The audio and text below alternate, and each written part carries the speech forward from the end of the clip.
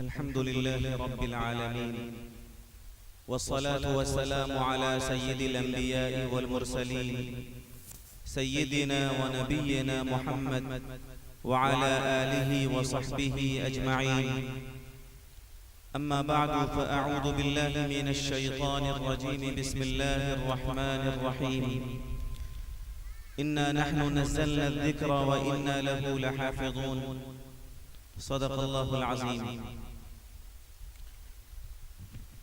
اس وقت ہم اور آپ مدرسہ احسن العلوم میں یہاں حفظ مکمل کرنے والے بچوں کی دستار بندی کی نسبت پر جمع ہیں اور اسٹیج پر اس ادارے کی اور اس ادارے کے قائد برادر عزیز مفتی اسلم صاحب کے خلوص کی دلیل ہے کہ ہمارے بڑے علماء تشریف فرما ہیں. اپنے بزرگوں سے ہمیں زیادہ سے زیادہ استفادہ کرنا چاہیے. لہذا میں اس وقت آپ کے سامنے اس نسبت پر صرف ایک پیغام عرض کر کے رخصت ہو جاؤں گا، اور یہ پیغام بھی میرا نہیں ہے بلکہ امت کا درد رکھنے والے ایک عظیم عالم ربانی جن کے احسانات اس ملک پر بے شمار ہیں. ملک جب انگریزوں کے چنگل میں تھا، غلام تھا، اور انہوں نے ملک کی آزادی کے لیے جہاد لڑی اور اس جرم میں انگریزوں نے انہیں جیل میں ڈال دیا. مالٹا کے جیل سے 4 سال کے بعد رہا ہو کر جب وہ باہر تشریف لائے تو انہوں نے ملک کے بڑے علماء اور اپنے شاگردوں کے سامنے اپنا ایک درد دل بیان کیا. وہ درد دل یہ تھا کہ اس وقت پورے عالم کے اور اس ملک کے جو حالات ہیں اس کی وجہ کیا ہے. جیل کی تنہائیوں میں نے بہت غور کیا اور بہت غور کرنے کے بعد 2 باتیں سمجھ میں آئیں. ایک بات تو یہ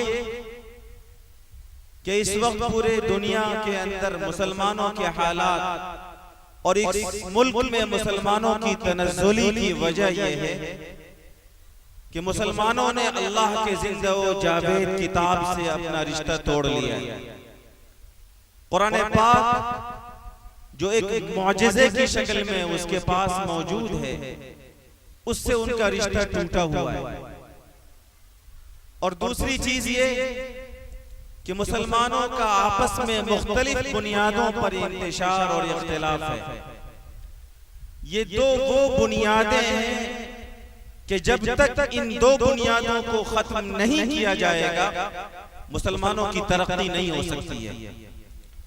مسلمانوں کو خوشحالی کے دن نصیب نہیں ہو سکتے جب تک کہ ان سے یہ 2 کمزوری دور نہ کر دی جائے. لہذا اس عظیم عالم ربانی نے جن کو دنیا شیخ الہند مولانا محمود حسن دیوبندی رحمہ اللہ کے نام سے جانتی ہے، انہوں نے یہ بات کہی کہ میں جیل سے یہ عزم لے کر آیا ہوں کہ جب تک زندہ رہوں گا قرآن مجید کو لفظاً اور معناً عام کرنے کی تحریک چلاؤں گا. اور دوسری بات یہ کہ مسلمانوں کے آپس میں، مسلمانوں کی آبادیوں میں کسی بھی بنیاد پر آپس کے انتشار کو گوارا نہ کیا جائے گا، کیونکہ یہی تو وہ چیزیں ہیں جو اس امت کو گھن کے کیڑے کی طرح کھا رہی ہیں. میرے بھائی اور بزرگوں، اس عالم ربانی نے جو بات بتائی تھی آج اس وقت اس مجمع کے لیے، اس آبادی کے لیے، اس ملک میں رہنے والے مسلمانوں کے لیے، بلکہ پورے عالم میں رہنے والے مسلمانوں کے لیے اپنے تمام تر مشکلات کا حل ہے. یاد رکھیے یہ امت جس کے پاس قرآن مجید ہے، شاعر مشرق علامہ اقبال نے کہا اور بہت خوب کہا، خار از محجوری قرآن شدی، شکوہ سنجے گردش دوران شدی، اے چو شبنم برزمی افتن رہی، در بغل داری کتاب زندگی. اے مسلمانوں، تم ذلیل ہوئے ہو قرآن پاک کو چھوڑنے کی وجہ سے. تمہارے حالات کمزور ہوئے ہیں کے اس کتاب کو چھوڑنے کی وجہ سے، تم پسپا ہوئے ہو قرآن مجید کے حقوق کو بالائے طاق رکھنے کی وجہ سے، اور تم شکایت کرتے ہو کہ فلاں اور فلاں کی وجہ سے تم پریشان ہو۔ تم اس لیے پریشان ہو کہ اقتدار تمہارا نہیں ہے، حکومت تمہاری نہیں ہے، تم حالات کی گردش کو اپنے زوال کی وجہ بتاتے ہو۔ سنو، اگر تم آج شبنم کی طرح زمین پر پامال پڑے ہو کہ جس طرح شبنم کے قطرات زمین پر گرے ہوتے ہیں اور لوگ اپنے پاؤں سے روند دیتے چلے جاتے ہیں، مسلمان اگر تمہیں یہ لگتا ہے کہ تمہاری بھی حیثیت یہی ہے کہ دنیا کی ہر قوم تمہیں اپنے پاؤں سے روند رہی ہے، تو سنو، در بغل داری کتاب زندگی، تمہارے پاس اللہ کی وہ زندہ کتاب ہے جو تمہیں اس پسپائی سے نکال کر ترقی کے عروج پر لے جا سکتی ہے۔ میرے بھائی اور بزرگوں، اس لیے مدرسہ حسن العلوم میں آپ موجود ہیں اور قرآن پاک کے حفاظ کی نسبت پر آئے ہیں، تو ایک پیغام اس عظیم عالم ربانی کا اپنے ذہنوں میں محفوظ کر کے یہاں سے جائیے گا کہ اگر آپ کو اپنی خوشحالی مطلوب ہے، اپنی نسلوں کی خوشحالی مطلوب ہے، اپنی اس آبادی کی ترقی مطلوب ہے، تو ایک کام تو یہ کیجئے کہ قرآن پاک کو لفظاً بھی عام کیجئے اور معنی بھی عام کیجئے۔ قرآن پاک کو لفظوں میں عام کرنے کی شکل یہ ہے کہ یہ مدرسہ حسن العلوم یا اس گاؤں میں کئی ایک مکاتب قائم ہیں جو کام کر رہے ہیں، ان مکاتب کو مضبوط کیجئے۔ آبادی کا کوئی بچہ اس مکتب میں قرآن پاک کی تعلیم کے بغیر بڑا نہ ہو، یہ ذمہ داری ہے ہر مسلمان کی، ہر گارجین کی، ہر ماں باپ کی جس کو اللہ نے اولاد کی نعمت سے سرفراز فرمایا ہے۔ ہمارے بزرگوں نے لکھا ہے، امام ابن عبد البر رحمہ اللہ ایک بڑے عالم ربانی گزرے ہیں، وہ فرماتے ہیں کہ علم اور دین کا علم درجہ بدرجہ اسٹیپ وائز حاصل کیا جاتا ہے، اور قرآن مجید اللہ رب العزت کی وہ کتاب ہے، قرآن کا علم وہ علم ہے جو ایک مسلمان پر فرض ہے کہ سب سے پہلے اپنے بچوں کو سکھائے۔ اگر کوئی مسلمان اپنے بچوں کو قرآن کی تعلیم کے بغیر کسی اور تعلیم سے آراستہ کر رہا ہے تو اپنے بزرگوں اور اپنے اسلاف کے طریقے سے ہٹا ہوا ہے۔ لہٰذا مدرسہ حسن العلوم جہاں بچے تیار ہو رہے ہیں، حفاظ تیار ہو رہے ہیں، اس سے پہلے بھی میں حاضر آیا تھا اور آج بھی ماشاءاللہ کئی بچوں کی دستار بندی کا موقع ہے۔ یہ اور اس طرح کے جو بھی مکاتب آپ کے علاقے میں کام کر رہے ہیں، اس کو مضبوط کرنا یہ اپنے آپ کو مضبوط کرنے میں داخل ہے۔ اداروں کو ترقی دینا اپنے آپ کو ترقی دینے میں داخل ہے۔ ان اداروں کو خوشحالی کے راستے پر لانا اپنی نسلوں کو خوشحالی کے راستے پر لانے کے مترادف۔ اس لیے میرے بھائیوں، اس عالم کی یہ بات اپنے ذہنوں میں بٹھائیے اور وعدہ کیجئے کہ اس ادارے کو انشاءاللہ مضبوط کریں گے۔ اور دوسری بات جو اس عظیم عالم نے کہی تھی حضرت شیخ الہند رحمہ اللہ نے کہ مسلمانوں کی پریشانی اور تمام تر مسائل کی ایک وجہ یہ ہے کہ وہ آپس میں انتشار میں ہیں، اختلاف میں ہیں، اور مختلف بنیادوں پر مسلمانوں کا آپس میں انتشار ہے۔ قرآن مجید نے کہا لا تنازعوا، آپس میں جھگڑے مت کرو، جھگڑوں کی کوئی بھی بنیاد تمہارے آپس میں لڑنے کی بنیاد نہیں ہو سکتی ہے۔ ہم سب ایک کلمے کو ماننے والے ہیں اور اللہ سبحانہ وتعالی نے اس کلمے کی بنیاد پر، لا الہ الا اللہ محمد رسول اللہ کی بنیاد پر دنیا کے تمام مسلمانوں کو ایک فیملی کا ممبر بنایا ہے۔ یاد رکھیے، دنیا کے سارے رشتے توڑے جا سکتے ہیں لیکن دنیا بھر کے مسلمانوں کا کلمہ کی بنیاد پر جو رشتہ ہے یہ کوئی نہیں توڑ سکتا۔ سرکار دو عالم علیہ السلام نے دنیا کے تمام مسلمانوں کے آپس میں محبت کی مثال کو ایک بڑی اچھی مثال سے سمجھایا۔ مثل المؤمنین فی توادہم وتراحمہم وتعاطفہم مثل الجسد۔ اے لوگو، تم تمام لوگوں کی آپس میں محبت کی مثال، آپس میں رحم دلی کی مثال ایسی ہے جیسے ایک جسم کی ہے۔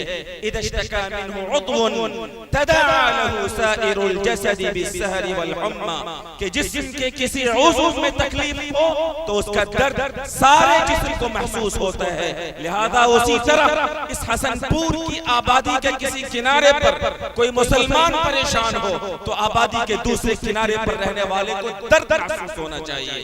یہاں اگر کوئی خوش ہے تو آبادی کے دوسرے کنارے پر رہنے والے مسلمان کو خوش ہونا چاہیے، اور یہ خوشی اور یہ غم صرف اس لیے ہوگا کہ آپ کلمہ طیبہ کی بنیاد پر خدا کی بنائی ہوئی اسلامی برادری میں شامل ہیں، سرکار دو عالم صلی اللہ علیہ وسلم نے مسلمانوں کی برتری اور مسلمانوں کی ترقی کی ساری بنیادوں کو ختم کیا۔ حضور نے فرمایا لا فضل لعربی علی عجمی ولا لعجمی علی عربی ولا لأبیض علی اسود ولا لأسود علی ابیض الا بالتقوی۔ اے لوگوں یاد رکھو، کسی عرب میں رہنے والے کو کسی عجمی پر، کسی عرب کے باہر رہنے والے کو کسی عربی پر، گولے کو کالے پر، کالے کو گورے پر، کسی برادری کو دوسری برادری پر، کسی کو کسی پر کوئی برتری نہیں ہے سوائے تقوی کے۔ مسلمان اللہ کے یہاں برتر ہوتا ہے اپنی برادری کی بنیاد پر نہیں، اپنے رنگ کی بنیاد پر نہیں، اپنی دولت کی بنیاد پر نہیں، بلکہ مسلمان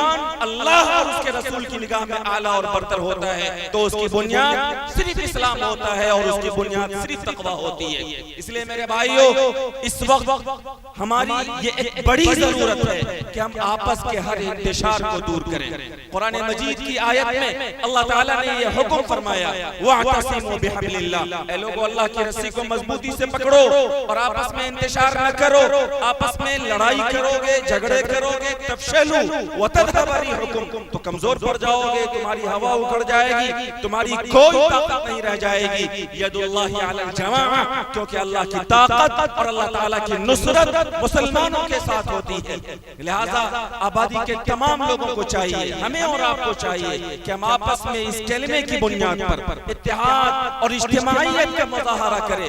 کام کرنے والے لوگوں کو چاہیے کہ وہ سب کو جوڑ کر چلیں۔ سرکار دو عالم صلی اللہ علیہ وسلم کے بارے میں قرآن مجید کا پیغام ہے، ہر طرح کی فضیلت و برتری کے باوجود اللہ کے رسول کو حکم دیا جا رہا ہے شاورہم فی الامر، کہ آپ مشورہ کیجئے صحابہ سے۔ حضور کو مشورے کی کیا ضرورت تھی؟ ان ہوا الا وحی یوحا، ڈائریکٹ وحی کا سلسلہ تھا۔ کوئی بھی مسئلہ معلوم کرنا ہو، کسی بھی کام میں کوئی رہبری چاہیے، اللہ رب العزت کا نیٹ ورک تھا، اللہ کا حکم آتا مسئلہ حل ہو جاتا، لیکن اس رسول کو حکم دیا جا رہا ہے کہ آپ آپس میں مشورہ کیا کیجئے۔ حکیم الامت جن کو اللہ تعالیٰ نے واقعتاً حکیم بنایا تھا، حضرت مولانا اشرف علی تھانوی رحمہ اللہ، انہوں نے اپنے ملفوظات میں لکھا ہے کہ بڑوں کو چاہیے، کام کرنے والوں کو چاہیے کہ وہ اپنے چھوٹوں سے مشورہ کریں، اور جن کا کوئی بڑا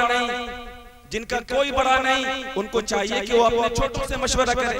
چھوٹوں کو چاہیے کہ بڑوں کے رابطے میں رہیں، اور جن کو یہ لگتا ہے کہ ہمارا کوئی بڑا نہیں ہے ان کو اپنے چھوٹوں سے مشورہ کرنا چاہیے۔ میرے بھائیو، ادارے، تنظیمیں اور ہمارے اجتماعی کام اسی وقت آپس میں مربوط اور منظم انداز میں ہوں گے جب ہر تفریق سے بالا تر ہو کر امت کو جوڑنے کے لیے، امت کو ایک پلیٹ فارم پر لانے کے لیے ہماری انتھک کوشش ہوگی، اور اس کے لیے ہر چیز کی قربانی ہم کو دینی پڑے گی اور تیار رہنا پڑے گا۔ لہذا اس عالم ربانی کی اس نصیحت کا دوسرا خلاصہ یہی ہے کہ ہمیں آپس کے تمام تر مسائل کو دور کر کے اللہ کی رسی کو، اللہ کے کلمے کو مضبوطی سے تھامنا چاہیے، تاکہ علاقہ بھی ترقی کرے، ادارے بھی ترقی کریں، اور مسلمانوں کے تمام تر مسائل کا حل ہو سکے۔